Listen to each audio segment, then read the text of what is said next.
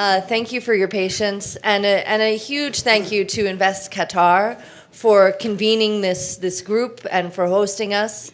I think we're about to have a very interesting conversation about logistics, supply chains, technology, and of course the role that Qatar plays in enabling this to occur. So since we're running a little behind, I'm actually going to refrain from giving the bios. I think everybody has the information. We have a really esteemed panel. So our format is going to be that we will ask each of our panelists to give a bit of an overview, and then we'll get into a conversation, and then we'll leave some time for Q&A, because I really think the most valuable part of being at Davos is having this facilitated conversation and allowing us all to interact with one another and collaborate. So Mohammed, let's start with you. Let's talk a little bit about Qatar ports, Qatar Free Trade Zones, what this facilitates for Qatari companies and what this facilitates for global companies that are there in Qatar, either investing or participating in the logistics supply chain. Thank you, Constance, and good morning, everyone, and welcome to the Invest Qatar Pavilion. Let me begin by just adding some context to our work at the Qatar Free Zones Authority. So the Qatar Free Zones Authority is a one-stop shop regulatory authority, and we serve as a gateway for foreign direct investments into the state of Qatar.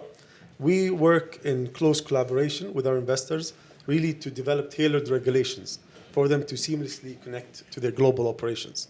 We operate two free zones, our Ras Al Funtas free zone, which is our airport free zone, and our Al Hul free zone, which is our seaport free zone. Both zones are connected via virtual corridor. And what that means is you'll only need to be cleared by customs once, therefore making the transport of goods much more efficient. In terms of our real estate offerings, we offer diverse solutions from serviced land, ready-built warehouses, and state-of-the-art office facilities. And we have a dedicated investor relations team that take care of all your business requirements, from visa applications, setting up a bank account, any other business permits that are required. And what that does is that really leaves the investor to focus on their business. And that's what we really aspire to do, is really be part of their growth stories. In relation to your question, I think there's a lot of advantages that the Qatar Free Zones offer investors to tap into, using it really as a launch pad to reach global markets. We have a focus on localizing supply chains. We started with a set of ready-built facilities and warehouses, and that was snapped up fairly quickly. And we've quickly listened and heard from our investors what they were looking at to have in these regional distribution hubs. And we've built a new set of those, and we've seen these are highly sought after and in demand. In fact, we have DHL is one of our earliest tenants. They started with a courier service facility, a land facility. And then they quickly, expanded to a freight forwarding facility in one of these regional distribution hubs. And that's one of the stories where we really complement businesses globally looking for global expansion. Great. So, forgetting I need to pick this up for the recording. So, Volker, let's turn to you. Why don't you give an overview of what you're doing in the region, both in Qatar, but also more broadly. In the Southern Hemisphere. Yeah, thank you very much, and thank you very much, Qatar, for having us for this very important discussion. So I think you pointed it out very clearly. We need infrastructure. So being one of the biggest and largest global logistics companies with 600,000 employees and operating in all countries and territories in the world, we require a lot of infrastructure to just deploy all the goods we want to bring to the people. So improving lives and is one of our slogans. So, and what we also need is free trade, and you are a free zone. So this is also very important for us because, we think that global trade is really the backbone of the wealth of the world, and we see a lot of threats at the moment to the global trade. We are looking very, very curiously to what happened with the new administration in the U.S. and all these announcements to just raise tariffs and everything that's just slowing down the processes of global trade will have a huge impact on growth and on the development of wealth in all the societies. So therefore, we really want to bring up those hubs and those zones and those infrastructures. And what we really need is predictable strategies of those zones and those hubs, because you can imagine all these new technologies, all these developments we see in the logistics area require a huge amount of money and investments. And all these investments could only be done if we see a return on it, and that requires stability. And having stable, long-term strategy and processes to just bring the return of investment. And therefore, things like having a free zone like in Qatar is very important for us as a global company. So talk a little bit more about what that enables you to do. Like if the free zone were not there, what would be your other alternative, right? Give us the counterfactual. What is it that it enables you to do? Now, I mean, what markets are you able to reach? What business partners are you able to have? No, I think even without free zones, we are able to do our business for sure. Not the whole world is a free zone, which on some hand is good because we know we need regulation to have stable regulations in which we can operate. But to ease the processes, to just enhance velocity in these processes is key. You know, the most growing market, the most growing sector in logistics is e-commerce. And e-commerce means speed. E-commerce means diversity. E-commerce means customer to the producers directly, without institutions being the mediator for these goods. And therefore, we need these processes that help us to bring the goods with a high speed to the end consumers. Customs is one of the most important things that we have to face. So if we see processes being more complicated, this will slow down the processes. So customs regulation is very important, and that means, therefore, we are looking very much on what happened in the developments in the world and what we see let's see geopolitical shocks at the moment. And the other layer we have to lean on very much is sustainability. You know, sustainability becomes more and more the license to operate, more and more requirements. So what we need is a lot of investments in technologies that helps us to be more sustainable, to save our planet. Look around at the world, and they don't even destroy our planet, but this has also a huge impact on logistics. You know, if we have floods, if we have fires, if we have even volcanoes being disrupting, this has a huge impact on our logistics and the deploy of goods that we need to keep up our industries. Well, that's actually a wonderful segue to Karmesh. I think you can help us think about that diversification. You know, you spoke about 5 dimensions of trade, right? So time, space, distance, human capital, and physical capital, and how those interact. So if you could talk a little bit about the technology that Infosys is enabling.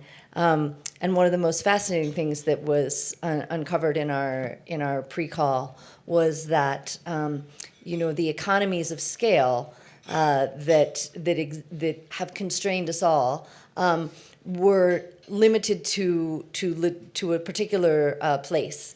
But now with the way that logistics is evolving, you can get those same economies of scale with having multiple smaller physical locations. So I don't want to steal too much of your thunder, but I think this is a fascinating area. So. Yeah, so Constance, as we had discussed in a pre-call, you know, the world of logistics and supply chain, time immemorial, is driven by 5 factors of time, space, distance, human capital, and physical capital. And this applies to manufacturing, it applies to transportation, it applies to warehousing, the entire end-to-end journey that happens from source of production to source of consumption. And what's happening in the world now, trade lanes are getting reconfigured. Trade lanes are shifting. The world is moving from consolidated sourcing to more distributed sourcing. Some of it is geopolitical in nature. Some of it is driven by emergence of new developing economies which are aspiring to compete on the world trade zones. And I think hubs like the Qatar Free Trade Zone have an important role to play, not just as logistics intermediaries, but taking a strategic view that the advancements that are happening in the world of technology, what you're seeing with companies like NVIDIA, they are helping make it more affordable and accessible for small companies, small manufacturers, small logistics players to start dreaming that we can have the same infrastructure as an Amazon. We can have the same operational efficiency as an Amazon and play a global game, even though we may be less than 2% of the size of Amazon.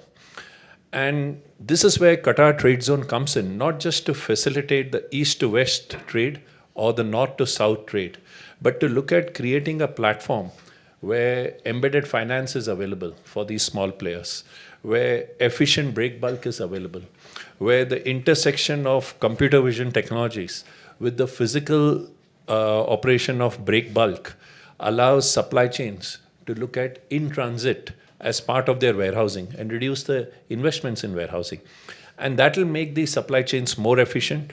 That will allow a number of new emerging players to compete.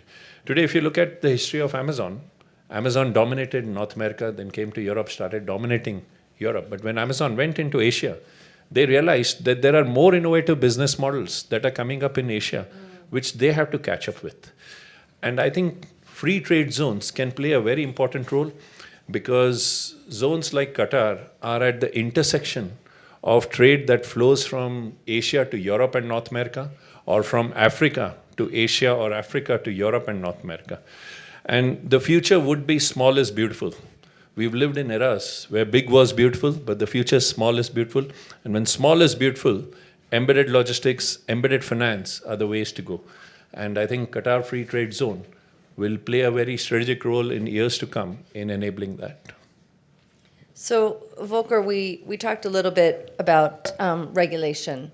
And I guess this is a little bit of a provocative question, but what do you think European governments could learn from the way that Qatar constructs its regulation, the way that it partners with businesses? So at first, I think regulation requires collaboration. And at the moment, I see worldwide a lack of collaboration between the public and the private sector. Public sector could learn a lot from the experience in the private sector, because we are on the field, we know daily life, we know how to operate things, and regulation has to enable operation and not to restrict operation. And therefore, I think collaboration is very key. This is first. Second, well, you know, the European Green Deal is a very top-down regulation system. So politics just sets targets, and sets targets very lean and micromanagement. They're very much involved into micromanagement, telling the operators what technologies, how to just use them. I think this is the wrong way.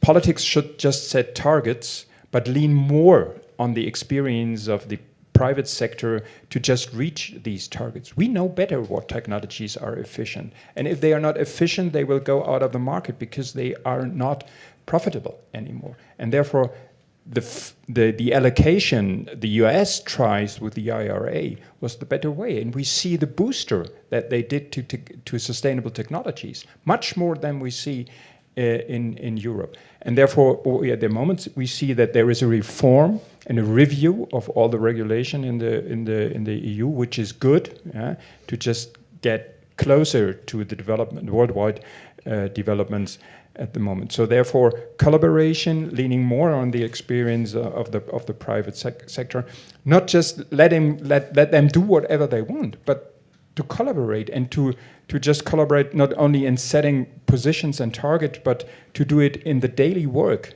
the workforces together, to set up policies, to set up concepts, and to know. Because we are in the hugest transformation we saw than the start of the Industrial Revolution, I think, go into a more sustainable industry, more sustainable production. And this requires these regulation in another dimension than we have seen in the last decades. And therefore, even a meeting like this in Davos, the World Economic Forum, just bringing together politicians, decision makers from both sectors is key. We have to do this in that level and even in smaller levels, and especially with the small and middle-sized entities to enable them to step on the market. We have a program that's called Go Trade. So we work together, especially in South Africa, Sub-Sahara area, to enable small and middle-sized companies to step on the world market with their products and help them to go through customs processes, bring them to the logistics area, and just enable them to step on. Because look at Africa. We will have the population will double until 2050. Huge demand of goods of consumption, enormous. This requires logistics. So we need them with their culture, and their experience on the ground to just bring up the trade lanes that they require for their consumption demand. So, Karmesh, let's turn to you, because we talked about the technology that is more advanced and the more competition for a company like Amazon when they come to Asia. But there's also an opportunity for places like Africa as this demand explodes for leapfrogging of technology. Could you talk a little bit more about that and where you think the greatest opportunity for leapfrogging exists? I think the greatest opportunity is to move from global centralized manufacturing models to decentralized, localized manufacturing models for all aspects of the consumer economy. And it's for global enterprises to collaborate with the public sector in these emerging economies, look at how they do localization of operations, so that instead of goods traveling from Asia to Africa, they can be sourced, the raw material can be sourced in Africa, manufactured in Africa, supplied there. That'll create jobs. Jobs will create consuming power. And in that trade, there will be great opportunities for the world economy to benefit as well. Because a continent like Africa, if it is a deprived part of the world economy, it creates huge inequilibrium in the world economy. So it's both regional and global economic powers that have to come together and see how to help some of the deprived parts of global economy to flourish. And I think the evolution of technology that's happening, it's now very possible to imagine digital twins. Earlier you would consolidate manufacturing because you had economies of scale.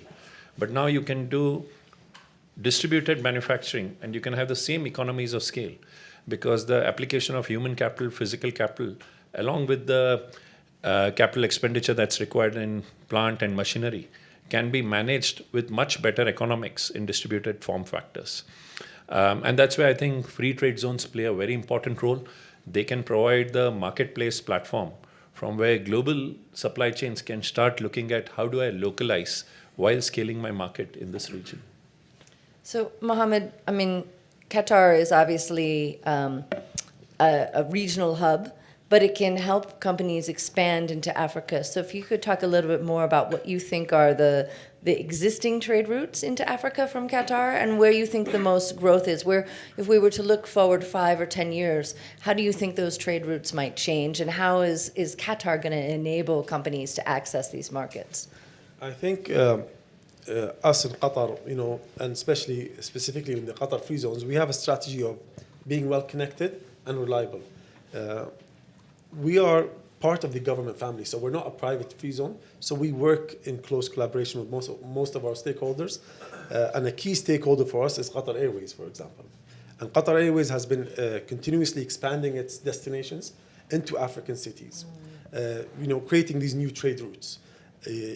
Karmesh and Volker have said some interesting things about securing trade routes, and I think if you look at what's happening at the global stage now, for example, the Arctic Sea, there's a race there to secure new trade routes to become more efficient for goods to be traveled from Europe into Southeast Asia, which will cut, I think, efficiency by 40%, given the ice being melting up in the Arctic Sea.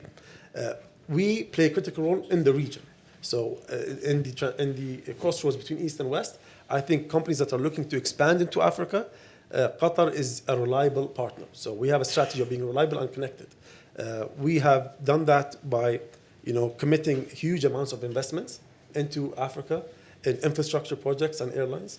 A good example of this is our investment in Kigali Airport and 2 airlines in Africa, one in Rwanda and one in South Africa.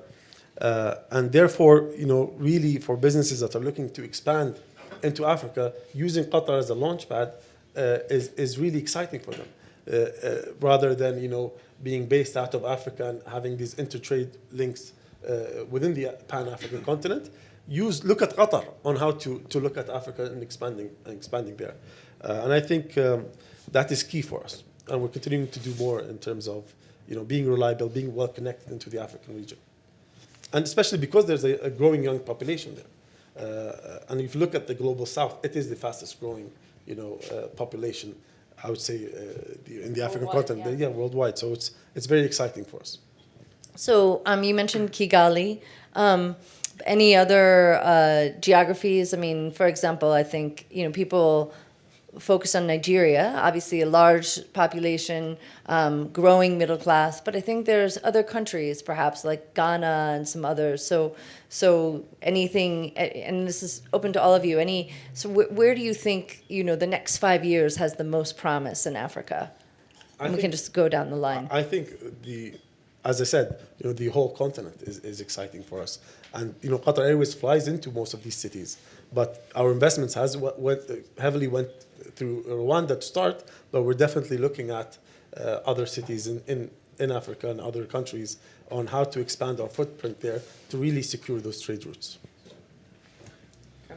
Well, I think given the abundance of natural resources in Africa, it creates an opportunity for many global companies to start looking at how to create local supply chains. In the past, they have not been able to do so for a variety of reasons, of constraints on labor, the challenges on the currency stability and all. But I think with companies like DHL, Qatar Free Trade Zone beginning to provide a gateway and a safe gateway, it will gradually attract more investments for many global supply chains who are trying to look at one of the fastest growing continents in the world in terms of human capital. Yeah, I think South Africa and Sub-Sahara was play a very important role because of energy sourcing.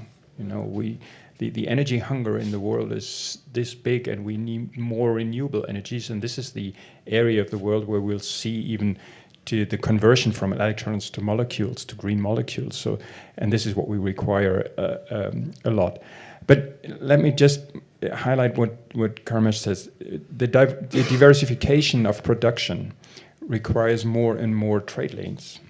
And everybody at the moment is talking about resilience, and this is very important. If we go to the North Pole and the trade lanes opening up there due to climate change, we need to have it open to everybody. If only one power in the world is controlling those areas, this creates instability. We saw it with the Panama Canal. When these evergreen just was blocking the canal, we have a huge impact on the logistic area. Capacity in air freight was restricted. Prices are exploding in that area. So we see if you have major trade lanes, they are very, very vulnerable. And if you block them, you have a huge impact on the world. And even production was blocked because, we all need these chips to produce our cars. And, the production was stopped because of the lack of... And with cars, the chips were not interchangeable, right? They were highly specialized. The chip that lowers your window is not the same chip that heats your seat. Exactly. But, we will have goods which are not produced everywhere in the world, but we need them as key components for other production. So we have to keep up trade lanes, and resilience of trade lanes is more and more important. The more diversification, the better it is. But on the other hand, we need centralized hubs. So we have 3 hubs for our air network in Hong Kong and Leipzig and in Cincinnati. And this is the distribution key that we have in our areas. And if they don't operate, we will have a problem. So we have only a few minutes left, but I thought I would open up to any audience questions. Yes, right here. And please say your name and your affiliation and then your question. Okay, my name Oh, is Pinar. microphone. We're going to have one from the stage. Can we borrow Okay. one from the stage? Sure. Well, you guys are going to answer the question. Hello, my name is Pinar. I'm from the UK. I'm an impact entrepreneur. I consider myself business activist in sustainability. So, Volker, you were like mentioning the top-down approach in Europe in sustainability agenda, which I like kind of agree that we need more bottom-up approach and collaborate more. I mean, like even amongst you guys. But I want to understand like who champions this sustainability translation. For example, in my company, we calculate everything, like full life cycle analysis. And I'm a huge fan of localizing manufacturing. I mean, moving forward, we want to produce all of our products in the region. But I want to understand, you know, who calculates everything for us? Like, how do we ensure that, you know, we know about like moving products from there to there is more efficient way to do it? Because one missing aspect of not having top-down approach is the championship. So I want to ask, who is the champion? Who will, you know, do the life cycle analysis of this transition to more localized manufacturing, for example? Thank you.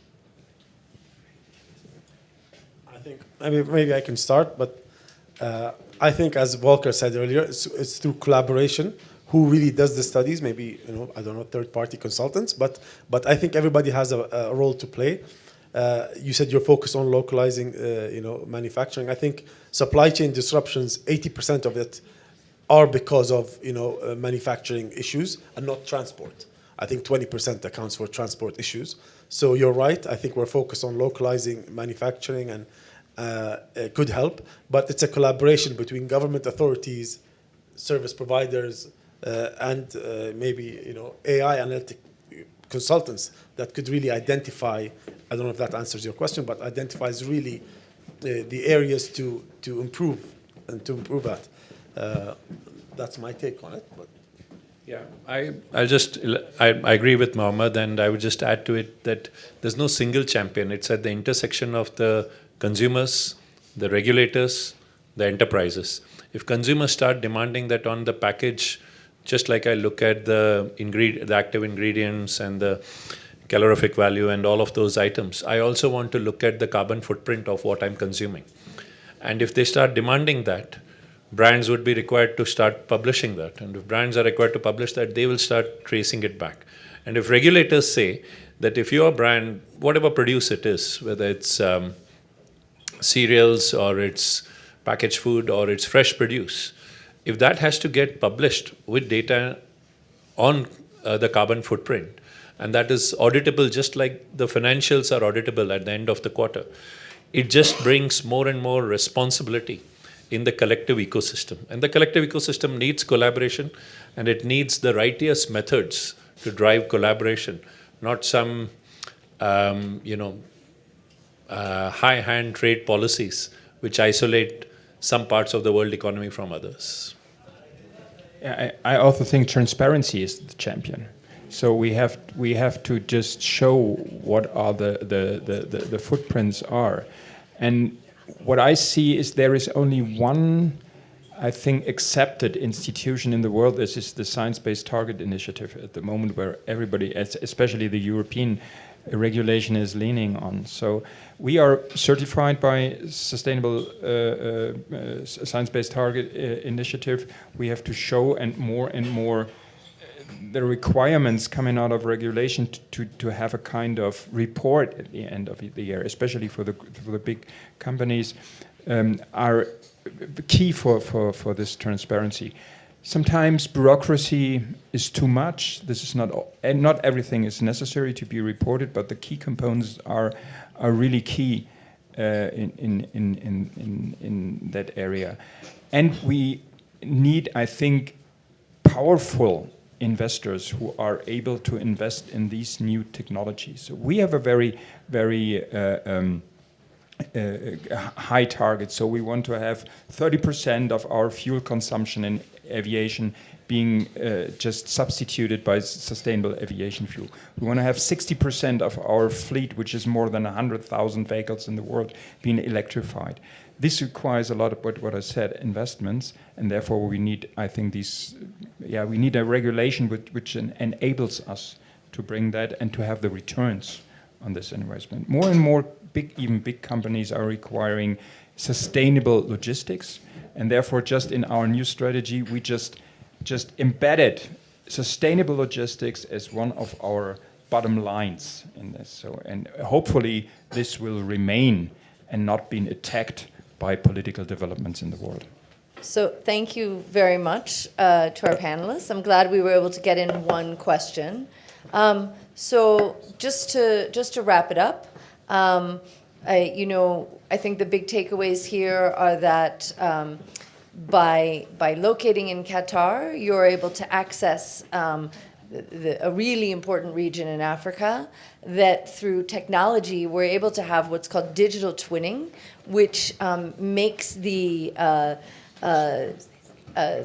economies of scale go beyond place and go and be really driven by information sources and business processes, right? So you almost create non-rivalry of location. And then, of course, as Volker said, we need to think about sustainability in our supply chains. There needs to be openness, transparency, and we all have a role to play in fostering trust that's going to enable progress. So with that, I think we can conclude, and please give a round of applause to our panelists.